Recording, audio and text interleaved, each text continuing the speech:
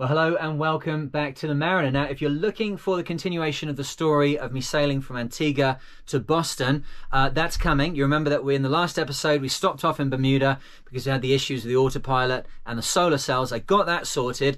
But if you did manage to watch right to the last 5 minutes of the video, you'll see that I managed to crash the boat into the dock and put a big hole in the bow. So if you don't know anything about that, you didn't watch the very end, click on the link above here and go and have a look at that. This week, what we're going to do is we're going to jump in with a seamanship training video, all about winches, winch operation, how to stay safe with big loads. If you race, if you cruise, I think there's something in here for you. I would love to hear your feedback on this. You see a lot of effort went into it, so enjoy. Put what you can down in the comments. I see that only about 30% of the people who watch these videos are actually subscribed, so do me a favor. We've just gone through 5,000 subscribers, and thank you very much for the feedback in the last video. I realize, yes, going aboard other people's boats would be a lot of fun.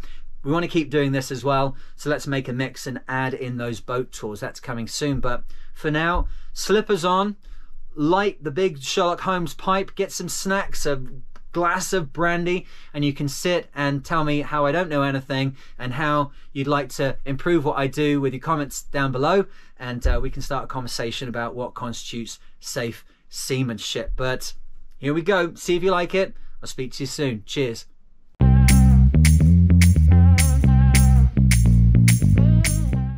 Today we're going to be looking at winches, and as you know, winches are a key part of what happens on the boat. Without the mechanical advantage that winches provide, none of what we want to do can happen. So we're going to look at the basic operation of winches. Here we've got 2-speed winches, 3-speed winches, and 3-speed winches that are connected to the grinder. So those are very similar to smaller boats, obviously more speeds, more piece of equipment, but we want to know how to use them in a safe way, because what we're dealing with here is rope which has a breaking strain of 8,000 kilos, and we're going to be operating it on the boat at about 2/3 of that most of the time. So we're going to be operating these winches at the kind of loads where you could pick up a truck easily. You could pick up a couple trucks with this kind of strength that these winches can employ. So we're going to be learning how to do it safely and how to do it in such a way that every time we do it, there's no risk to our fingers.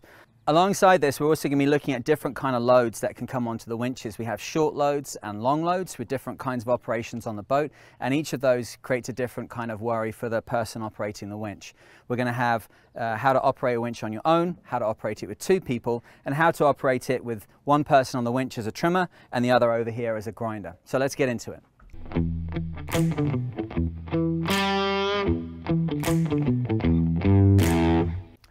Okay, so the first thing that we have to consider is the most basic form of winch. And any boat that you've been on, like inside the last 100 years, is going to have a 2-speed winch.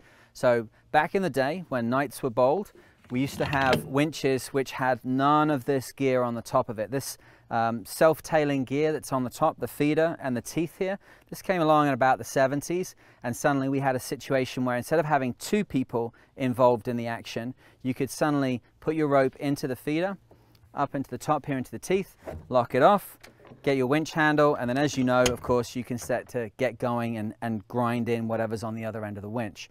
But the key to this is to kind of understand that this is self-tailing. The winch is self-tailing itself. Before that, you'd have to have 2 people, probably in big stovepipe hats and big beards.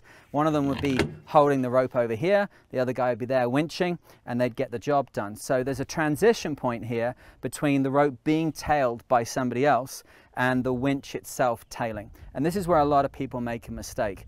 When you're working with a winch like this, the rope is being held on the winch, and the load which is on the other end of it is being shielded from you by the friction of that rope on the drum. At the moment, I've got a backstay on here. There's quite a bit of tension, but I can easily hold this just on top of my fingers like this. If there's more, it might start to move a little bit, but it's all about the friction on the drum. Friction is key. As Jack Johnson said, 3 is the magic number. So when we're loading up a winch, 3 turns is the point at which we can start to pull in the load and we can start to work the winch. How many is 3 turns is the first question. 3 turns might look like what we've got here now. We've got 3 pieces of rope on the winch, but this is in fact coming in and leaving at this point, and we've only got 2 turns on the winch. There's a half turn around the bottom, and there's a half turn going around the top, and then a full turn in the middle. This is only 2 turns. This will slip quite easily. Once we add that turn, So we can see 1, 2, 3, 4 in this location. Then you've got your 3 turns on the winch, and we can start to operate the winch.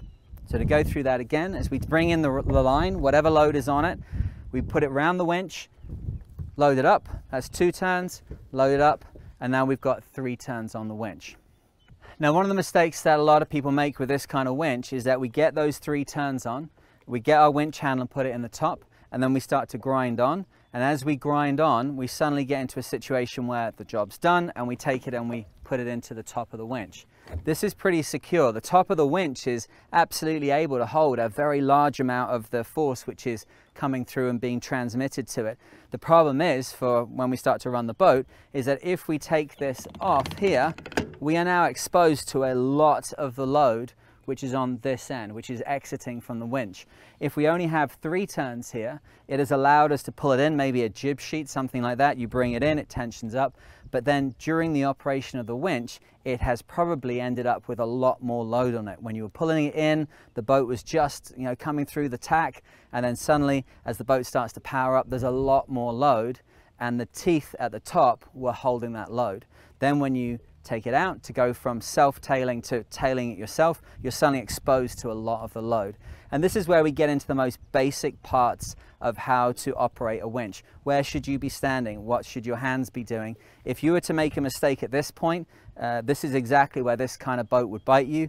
You'd be in a situation where you get sucked into the winch and it would break your fingers or deglove you. And degloving is something we really don't want to get into. Let's have a quick chat about that. The biggest worry that we have with this kind of winch is that the winch and the person operating the winch are going to start interacting with each other in a damaging way. And how much damage is the winch going to actually receive if you operate it correctly? Well, the answer is 0. But how much damage are you going to receive? The injuries that occur with winches like this are, there's 2 or 3 basic ones. The first one is you get friction burns on the palm of your hands, or you get trapped into things, contusions and lacerations you get involved with a winch. Those are relatively minor.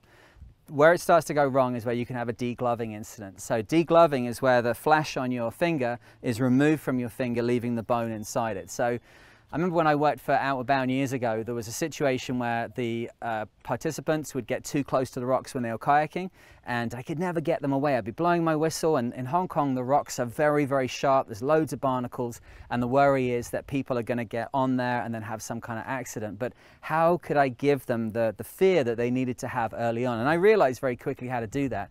I would explain to them in great detail what would happen if they washed up against the rocks, turned upside down, and then had their face ground up against the rocks. And I would describe it in disgusting detail. It was amazing. Everybody stayed way away from the rocks thereafter. So how do I do that here? Degloving, how does it go down? What happens is that someone starts screaming, and then their finger is normally on the side deck, something like that, and then it gets washed away, and they've just got this little, we don't have to go too far, but you get the point. It's real, it happens. You can see, unfortunately, images online. How do you avoid that in this kind of situation? You have to operate the winch in the way that it was made, and there is no other way to do it. There's no shortcuts. What I find when we come onto these boats is that people have experience of small boats, maybe 20, 30, 40 foot. The loads are very low, and if you start to get into a tricky situation with the winch, you have enough strength just to pull back on the rope and get yourself out of trouble. On this kind of boat, on the boats that you're going to be sailing, there's no way that you can pull it back. There are only 2 sorts of rope on this boat. There are ropes that you can control, and there are ropes that you can't control. And if you start to deal with winches which have long loads on them, like sheets, like halyards, and it starts to pull you in, there's no way to get out of it. So what I'm going to give you here is an introduction which covers the absolute basics of how to keep yourself safe. Because at the end of the day, if the mast comes down, if the sails get shredded, it doesn't matter as long as you're in one piece. That's what's most important. So as we come into this with the winches, firstly we need to work out, is the lead correct? Is the rope coming into the winch in such a manner that it's going to be a safe operation? Winches have an angled base at the bottom of them. That base is about 15 degrees. If the lead of the rope coming in is lower than 15 degrees, the rope will slide off and wrap around the base of the winch. If the lead coming in is much higher than 15 degrees, the line will step up on top of other wraps on the winch, and then you'll get what's called an override. And we're going to go through that later on. We're going to show you how to get out of that. So the lead coming in needs to be almost horizontal. Most of the jobs that you're going to do on the boat, the leads are already set up. Like over here on the side decks, we've got all of these different little fair leads and blocks that are sending the lines up to the winches. So it's all set up by the designers. But there are some free floating situations where we're trying to problem solve, where we're trying to do something novel, where suddenly we're going to have a situation where you have to make that judgment. So the lead of the line coming in is critical. Second thing is the direction of rotation of the winch. For all the boats that we have at Spartan, and for most boats you're ever going to come across, all the winches run clockwise, and the line that you put onto the winch will enter the winch clockwise and exit clockwise. There are, however, winches on other boats, America's Cup boats, that have winches that run in the opposite direction. And for a piece of interest for yourself, most boats are designed by designing the starboard half of the boat, and then they just mirror it across, and then they make a few changes as they need to balance things up. On America's Cup boats and very highly stressed boats, the loads in the base of the winch may be different, whether it's lead on the right-hand side or lead on the left-hand side, and they can start to cause instabilities in the winch base. So you'll find the port winches run anti-clockwise and the starboard winches run clockwise. So as you look at the winch, when you come to a winch on other boats, not just Spartan, if it's a boat that has clockwise and anti-clockwise winches, it'll be clearly marked on the top with a big arrow. So check the lead of the line coming in, check the direction of rotation, and as you do in any basic boating situation, you can always check that by just rotating the winch a little bit. So once we've got the line coming in, the next thing is to look a little bit at the design of the winch. Now, the winch packet on this boat, when it was first put together, was probably about 50,000 euros, something like that. We've got the grinder, the gearboxes down below, the clutches, 3-speed winches, 2-speed winches. You can imagine it's very, very expensive. So the thing to work out is, you know, why did they design the winch the way that they have? The winches on this boat are made of a magnesium alloy, so they're as light as possible, and yet they're still about 100 to 110 mil deep on the drum. Now, if they wanted to really save weight, and they would do anything to save weight in this kind of operation, they would have shortened the winch down if they could. If they thought they could save a pound of weight in these winches, they would have done it. So when we're looking at one of these winches like this guy here, and we see that the rope can go around it once, twice, 3 times, 4 times, 5 times. This one will go around 6 times before it comes up into the feeder and then up into the teeth. We've got 7 wraps here. So if there was any way of doing it with less turns and shorter winches, lighter winches, they would already have worked it out, and we'd already be using little stubby winches. But as I said, Jack Johnson was right. 3 is the magic number.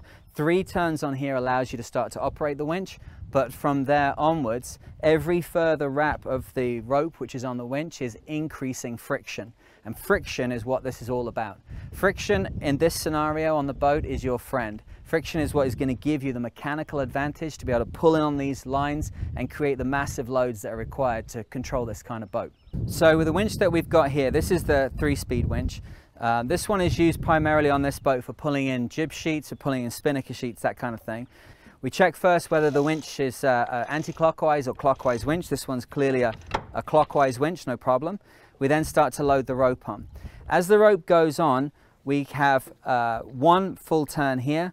This is where we would have it if the rope was just sitting on the winch with the rope not working. The rope is idle and not part of the operation of the boat. This keeps the rope tidy, but there's no friction on here whatsoever. As we get into 2 turns, we're getting into the kind of number of turns that would be on the winch if we were going to be pulling it through quickly to try and pull a sail up or to try and go through a tack.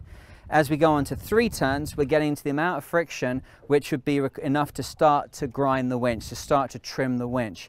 As we get on to 4, we're at a point where any rope which is being pulled back through the winch, or any attempt to pull the line through the winch, will result in the rope starting to wrap on top of itself and make a big mess of the rope. So we go from 1 turn, sitting on the winch. Yes, you can pull it either ways, but it's just kind of sitting there idle. And then we're into 2 turns, which would be quick movements if you're trying to pull the line in quickly. And then 3 turns is where we can start to grind the winch. And from there onwards, it's just more and more friction. And that friction is key because it is starting to protect you, the operator, from the load that's on the other end of the line.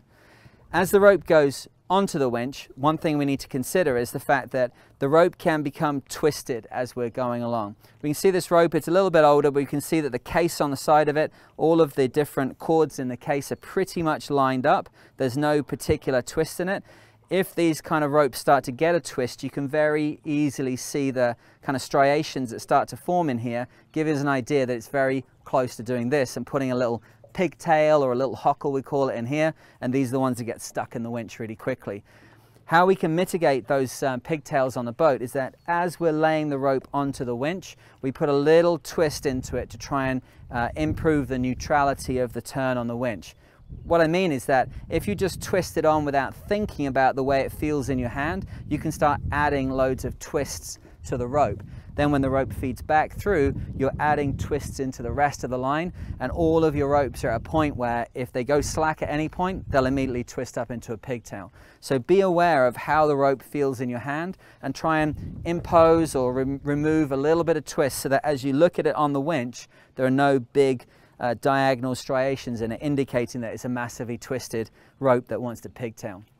As you get to the top of the winch here, goes into the feeder, nice and easy, and then up into the teeth at the top. The teeth are what's going to hold it when the winch is being operated. This needs a good jerk to get it to fit in there. If it's too lightly placed into the top of the winch, obviously as you start to grind the winch, it's going to just fall out and then you lose what you're trying to do. Once it's in there, then we're at a point where we can start to operate the winch.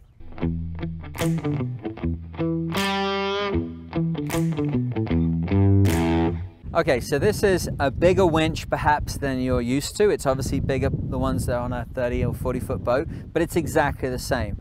This winch rotates only clockwise. Inside there is a series of ratchets and pawls which stop it from turning in the opposite direction. When the load comes on, it starts to try to pull backwards. All that friction holds that line. When you turn the winch, whichever way you turn it on the top, it's only ever going to turn in one direction. Let's have a see. So I get my winch handle, put it into the top of the winch, and when I start to crank like this, it starts to turn the winch. This speed, we can see my hand is moving quite quickly, but the winch is moving rather slowly. This is the high torque mode. This is where we've got a lot of power being generated for you to move whatever's the load on the other end. When I turn the winch the opposite way, the winch is moving a lot quicker, which means we can bring the rope in faster, but we don't have as much torque. The normal way for doing this would be that you've got some kind of line that you're trying to handle, you've got something which you're trying to move in quickly, you get on it first and you start to move it the fast way, the anti-clockwise way, and then as it gets harder and harder, you go the opposite direction till you get to a point where you can't turn it any longer. Okay, winch handle out and the operation's finished. Okay, so let's have a look roughly what's inside this winch. So if we spin the top off here, we take this guy off. On a boat at sea, never take the winches apart, but we can do it today. We get the top out here. This is our feeder. We can see how it's connected into the center of the winch. And then we take the drum completely off. And that's what's inside.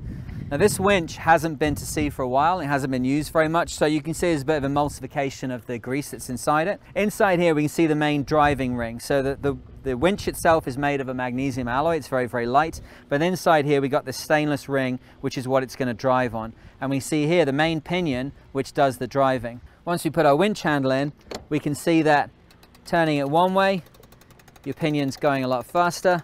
And as we go the other way, it's going a lot slower. And now we can kind of hear those ratchets.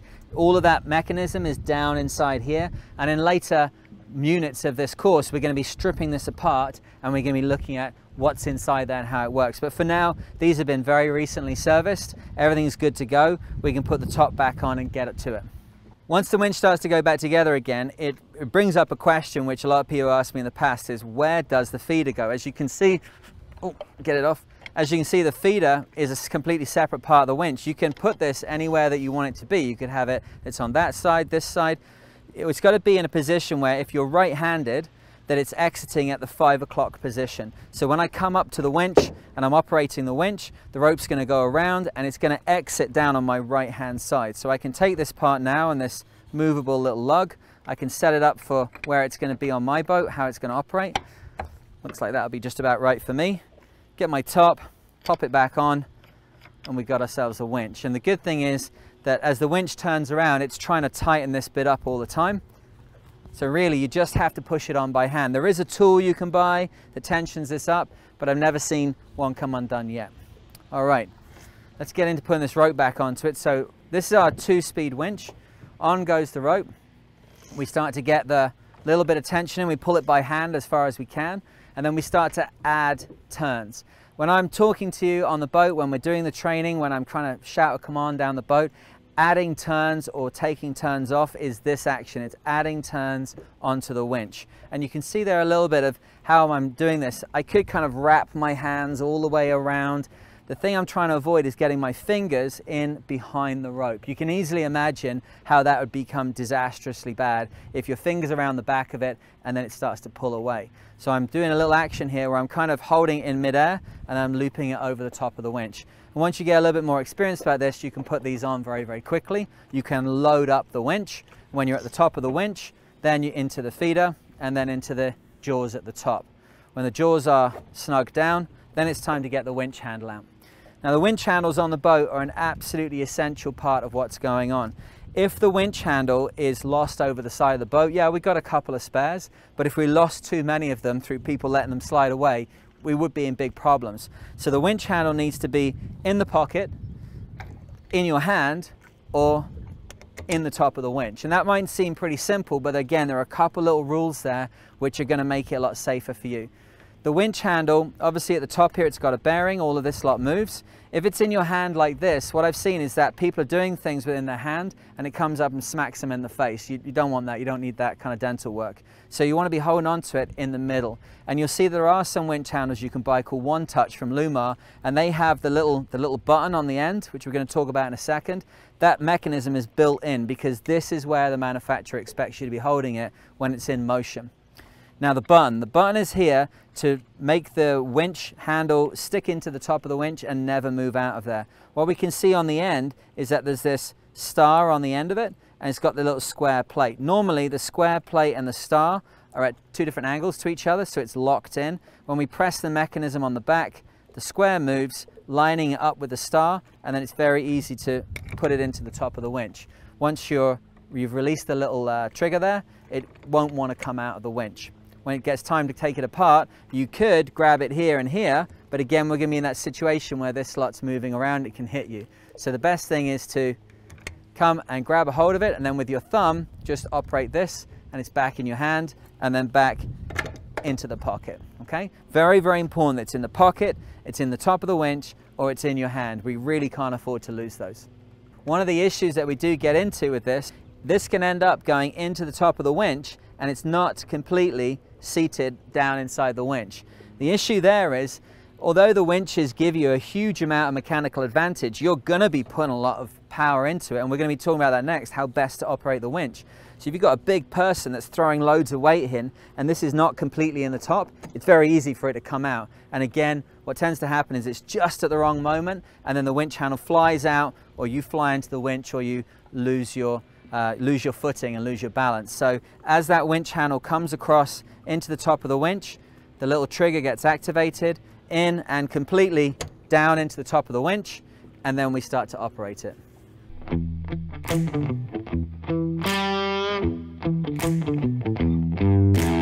Okay, so now it comes time to operate the winch and to start putting some power into it. We've got two different winch handles that we can operate. This is a two-handed winch handle, and this is suited to the fact that I'm operating this at a kind of chest level. This cockpit on this boat is very, very deep because it's a solo boat, but there's another kind of winch handle like this, which you might have seen, single handle with a pommel on top, and this is better for operations where you're really on top of the winch handle, that you're trying to force down on it and get into a good position there. It might not be so easy.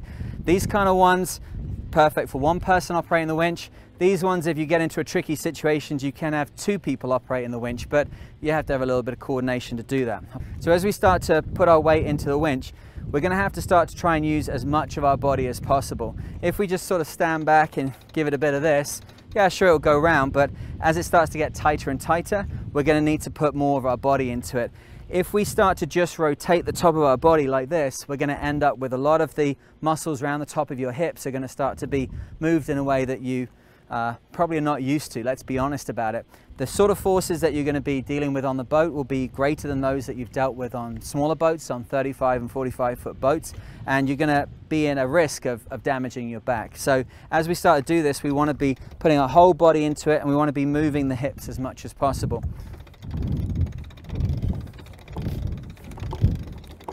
Okay, so that's gone as far as it can now on the high speed, low torque setting. Now I change gears and I start to go the opposite way and get some real power into it. That'll probably be tight enough for this one.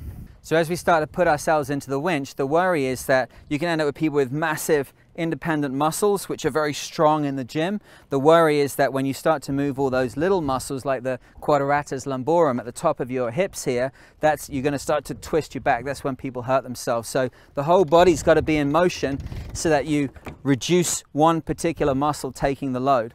We get to the top now and it's pretty tight, then we change directions. We go the other way. My whole body's in motion while I'm doing this.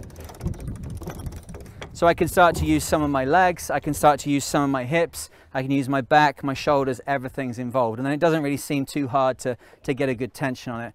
And this one's probably tight enough now.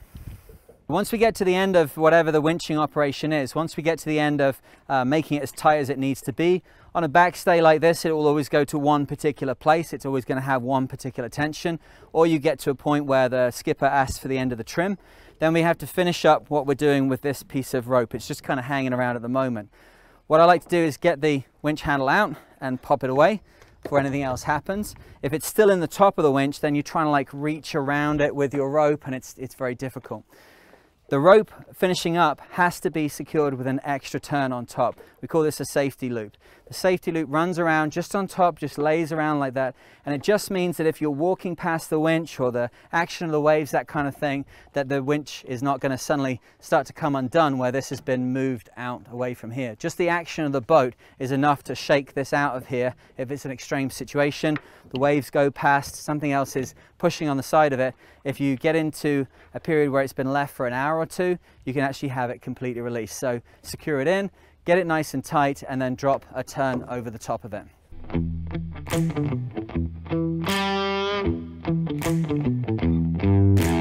So let's get on to the last part of a simple winching operation, which is easing it off. And if I see anything on a boat which is done wrong on the first day, more times it's definitely this. This is where the things that you do on a 30-footer and a 40-footer do not translate up to a big boat. If you're on a 30-foot boat and you want to take a line off, you can just kind of do this sort of thing and it will just kind of ease away and everything's fine. But you know, the whole boat's moving now because this backstay just got suddenly let off uncontrollably. If this is a long load, if it's like a sheet or a halyard, this thing's now in motion and no one's going to stop it. And if it's caught up with anybody's feet or anything in the cockpit, they're in motion as well. So we have to have a way of easing these huge loads that's nice and safe. So let's tension this guy back up again. And of course, practice is the key here, just doing this again and again and again. So grind it on, get it tight, go the opposite way, winch handle out, back in the cockpit pocket. And you know, me doing this racing around the world, I still do this every time. There's only one way of doing it. There's only one way of starting your car. You have to do it the same every time. It's the same here. There's no shortcuts. We come from this position where we've got the safety loop on. The winch is fully loaded. There's a load of force in this, load of force over here.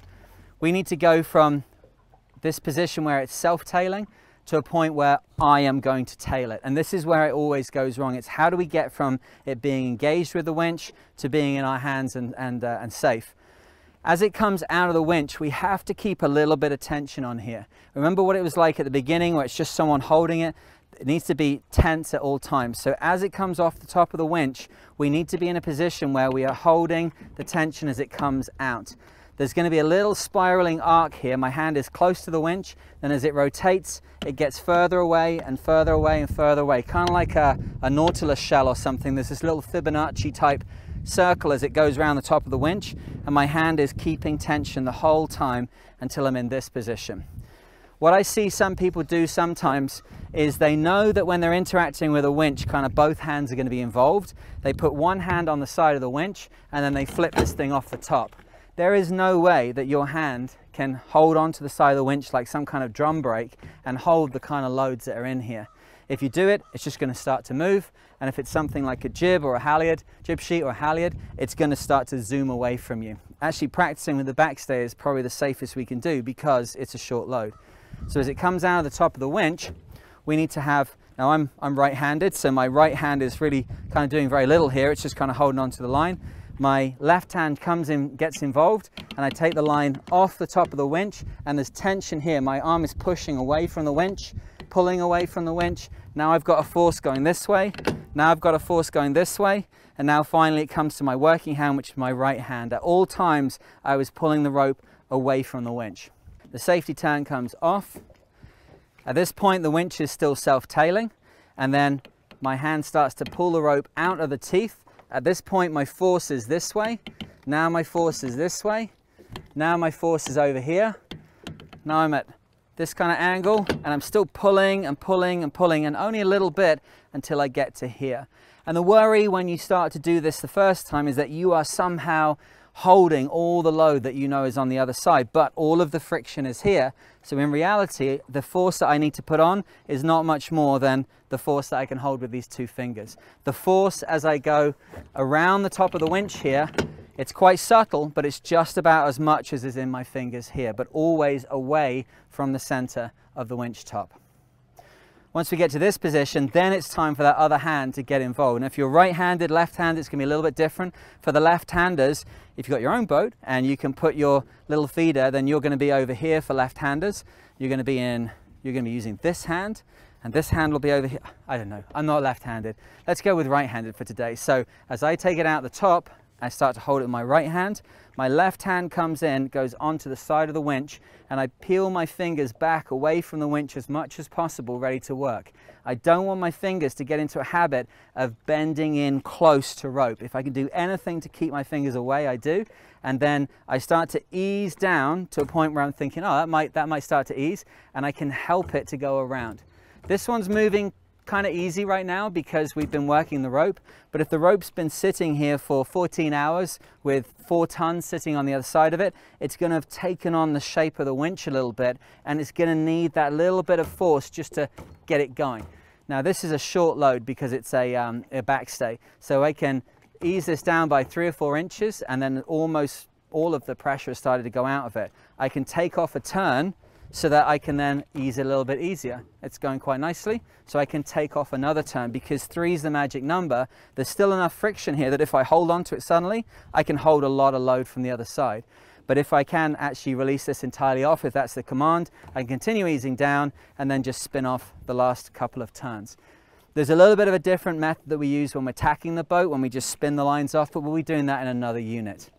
Let's have a look at that again. So we load the winch up, going all the way up, keeping it nice and flat, keeping the parts of the rope together, making sure the rope's not getting twisted as it goes onto the winch.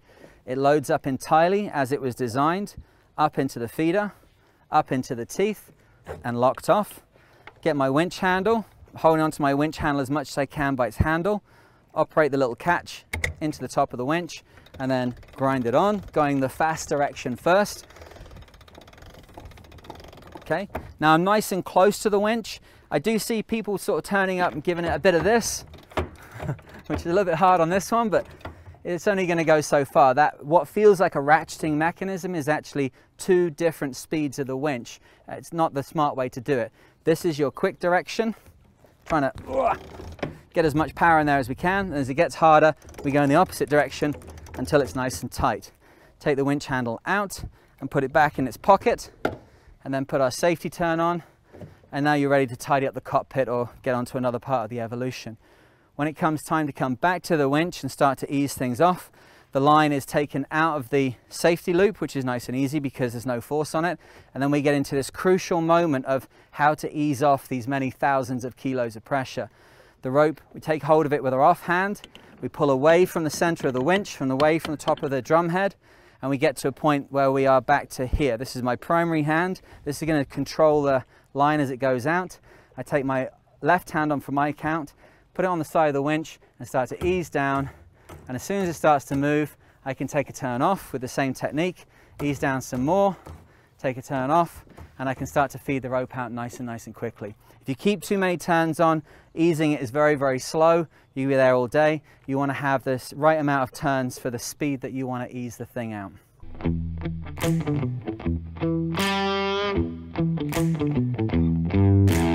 So moving on from the 2-speed winch to the 3-speed winch. So the 2-speed winch was pretty simple. That's probably exactly what you've seen on your boat or boats that you've been onto, but this is a 3-speed winch. The diameters are getting bigger. There's a lot more stuff going on inside them, and they have some kind of control either on the front, or it might be slightly remote, but we have some kind of button that allows us to engage these 3 different gears that the name implies. What 3-speed winches are able to do is move a lot of rope very quickly. And also give you a much higher torque when it gets down to that final like trimming speed where you're trying to pull in very powerful spinnakers or very powerful head sails. If we work this winch now, this one is one top-loaded winch. This is not connected to our grinder system, so in goes our handle, completely bedded down, and at the moment the button is in and turned to the right, and so when I turn the winch, you can see the winch handle is almost turning the winch 1-to-1. So we can move in a lot of line here. Remember that diameters are so much bigger than radiuses and diameters. This is probably a good foot or more around here. So every turn of the winch, I can pull in 1 foot of line. That's going in the clockwise direction. When I go back in the anti-clockwise direction, you see that the winch suddenly, we've engaged a lot of mechanical advantage, and the winch is starting to go slower than my winch handle is going around. How does this button get involved in the situation? Well, what happens is that you operating the winch, or a second person working the winch with you, flicks the button as the winch is still going in this second speed. It's still going in the anti-clockwise direction. Then when things get just too difficult to turn the winch handle anymore, you go back in the other direction, and now instead of turning the winch 1-to-1, it's like the derailleur gear on the back of a cycle. Suddenly we've got a load more mechanical advantage. It's going to take many turns for this winch to even go around 1 turn. So how would this be used in a real life situation? If I was doing this on a solo boat, I always make sure my winch handle is either in the pocket or in the top. I'd load up my line here. This one on this occasion is actually going out to my mooring, so I can't really pull it too far. The winch goes, the rope starts to get loaded onto the winch, get my winch handle. I start to pull in the rope as fast as I can. Imagine it starts to get more and more difficult. I start to go into what we call utility speed. This is the same speed whichever position the button's in. Going in a anti-clockwise direction will always give you the same speed on the winch. I can let this one slip a little bit so we can demonstrate what's happening. When it gets too difficult to turn the winch handle any further, the button gets moved. We can still keep pulling until it gets to that point where it's just too difficult, and then we go back in the clockwise direction, and now we've got huge amounts of torque available. So this would be something like pulling in a sheet really quickly to move a backstay, to move the main sheet across, to pull up a halyard, something like that. Somebody is standing or operating the winch with you, and they're grinding as hard as they possibly can, and the winch is moving very quickly. Then they start to go into this direction, and you as the trimmer can reach down without affecting anything they're doing, and the winch is now primed to start turning in the other direction and give you all the torque that you want. Working these kind of winches with 2 people, with it being top loaded, can be a little bit difficult, because if you're pulling in line very quickly, you'd need to like reach over the top of the handle, get the other person out of the way, and start adding your turns. Okay, story mate, stop there a second. Okay, put this one on here.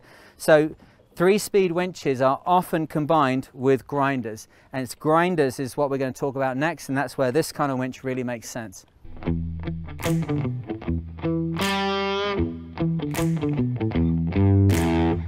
Okay, so the final part of this, we've gone from 2-speed winches to 3-speed winches to 3-speed winches and grinders. Now this boat is set up to be operated by a single person. We're not sailing today, so I can't really show you with the sails, but we'll be doing that later on in further modules. We can see though how it works. We set the same 3-speed winch operation, same button down the bottom here, and this time it's connected to the grinder. The grinder here in the center, we saw these come in probably the, I guess, late 80s, something like that, often called coffee grinder. The grinder gives the opportunity for 1 or more person to put a lot more force into what's going on. The amount of force which is able to be applied by the grinder is dependent on whether you've got 1 person or 2 people, whether you've got short arms or long arms here. the diameter of the drum and the gearing inside the mechanism here. So it is possible to get multiplications of up to 1,000 times between the force that you're putting in and the force that's coming out the other end. And if you imagine on America's Cup boat or a Volvo boat, something like that, you got two big sailors on here who are cranking this thing around. They can put hundreds of kilos of pressure in here, and that translates to thousands of kilos coming out the other side, up to 10 tons coming out the other side. I haven't got a rope that I can move here now as we would do on a normal sailing day, but I've put a little bit of friction here. There are 3 turns, like Jack Johnson said. I've got it set, pressed in and turned to the right. So when I start to turn my grinder, the winch is going to start to rotate around. At the moment, the grinder is set so that when I go backwards, I'm going to be in the fastest moving gear. We're going to be able to get as much rope going as possible. One turn of my grinder is moving the top of the winch around almost 1-to-1. Then when I rotate and go forwards, we go into that utility gear. This speed is always the same on the winch, whether the button's in or out. And that's where we get the opportunity to be grinding, like maybe I'm bringing down a reef or I'm putting up a sail. First I go in the fast speed like this. It starts to get a little bit heavy, so I go back the opposite way, reach across, flick the button. Still keep going in the same direction. This moves a lot of rope, but also has quite a lot of power to it. And as it starts to get tighter and tighter, I go the other way and it's in the trimming speed. And all I had to do in between was just flick over and press that button one time. So the grinder mechanism is fantastic for multiplying forces, for allowing 2 people to engage in the grinding at the same time, and to give us this usability where the line would be on the winch and there's no need to put a winch handle into the top.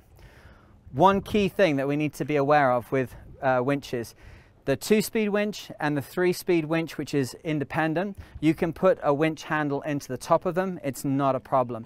The top of this winch, the top of this 3-speed winch looks exactly the same as the others, but obviously it's controlled from over here. So if we get into a confusing situation in a crewed boat where someone's leaping in to help, maybe they grab their winch handle, they come over, I'll help you there, and they put the winch handle into the top. If that coordinates with someone starting to move the grinder, suddenly we have a situation where someone's hand gets broken and their wrist gets damaged. We mustn't ever put winch handles into the top of 3-speed winches. It's good to have the available in cases of failure here, or we need to kind of get involved in some novel situation. We should always have the winch handle available. I know some people put tape across the top, they put corks in. I think for me personally, it's a case of knowing your equipment and knowing where things go. Winch handles do not go into the top of 3-speed winches. They stay completely out of the way. They are for independent winches that are not connected to the grinder system. The last thing here with the grinder is down on the floor, and we'll bring the camera over and have a look at that. Okay, so down here on the floor, these are the clutches which engage and disengage the grinder. So at any time, the 2 little knobs on the top will always be pointing aft or pointing forwards. They never have a situation where they're both on or where they're both off. The port side, off is to the stern and on is to the bow. On the starboard side, on is to the stern and off is to the bow. So they're always pointing forwards or they're always pointing aft. This position or this position. So when I grind the grinder, this winch is turning. When I take both of these and flick them aft, then we're in the situation where we're moving the starboard winch. There is a couple of situations as a solo sailor where you will have both engaged and both on. This, though, in a normal crewed situation leads to way more damage and way more injuries. There is a situation where, imagine you're bringing in a reef, you've got your mainsail, you've got a halyard in operation for the main, and you've got a reef line that you're trying to work. You've also got, probably on the opposite side of the boat, a jib which is still sitting on the winch. If you have both engaged in the on position and you're trying to grind on your reef line or you're trying to grind up the halyard for the mainsail, you may be unaware of the fact that your fast-moving winch on one side, which you're focusing on, is distracting your attention from the fact that the slow-moving winch on the other side is still engaged. And it's a fantastic way to rip the jib or damage another piece of equipment. One winch is moving quickly with the bottom of the winch set to utility or high speed. It gets harder and harder, but the group try to do the best they can. They grind through it, and then bang, something breaks on the other side, because meanwhile 10 ton was being applied to the jib sheet. So for most things on a crewed boat, it's always going to be both forwards or both aft, depending on which winch you want to use. So that's the end of the winch module. This is basic 101 winch work. We're going to be getting into this more as we go further along, and of course we're going to be going out to sea and showing this in operation. But let's review what we've been through. Number one, we got to make sure that the line coming into the winch has a fair lead and is entering the winch at the correct angle. That should be 15 degrees below or above horizontal.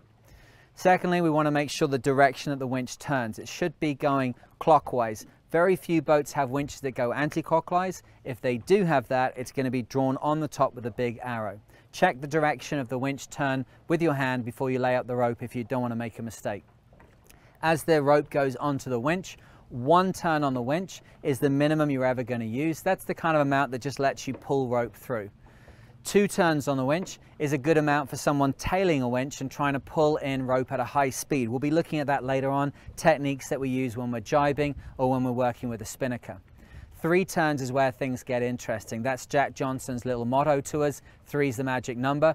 3 is where friction starts to build up. 3 turns on the winch, which you'll identify by seeing 4 turns, 2 half turns, and then 2 full turns.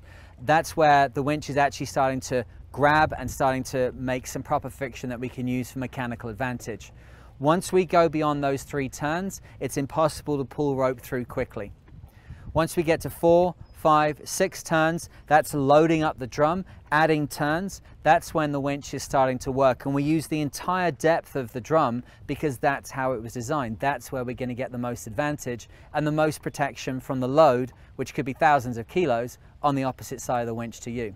Once we get to the top of the winch, the rope is going to go up through the feeder. It's going to go into the jaws on the top of the winch, and we're going to snug that tight to make sure the winch is completely self-tailing that rope for you.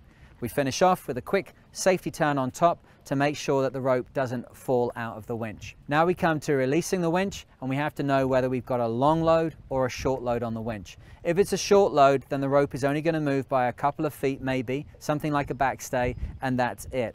If it's a long load, we need to be more cautious because long loads keep running, keep moving, and this is when you can get sucked into the winch. Getting sucked into the winch is possibly a light situation, not too bad, a little laceration, a little contusion, but can go as far as removing the skin from your fingers or actually giving you a kind of judo roll that throws you down the boat. We need to release the winch as carefully as we can. So we take that top safety turn off, no real worry there. We're just getting ready for the main affair, which is getting the line out of the top of the winch. That needs to be with constant pressure as the hand orbits the winch head. As we've got the winch then ready to go, our hand comes in with fingers peeled back away from the rope, and we're ready to start easing the winch down, and we'll have that big bang, bang, bang noise as the winch eases off. And then as it starts to move more and more easily, we can carefully take turns off the top of the winch and start to let the rope out quickly. This is something that we need to practice on board the boat, but I think you'll have a pretty good idea and be way ahead of the team if you've already absorbed these facts. We've got 2-speed winches, which just have 2 directions of travel for the winch handle.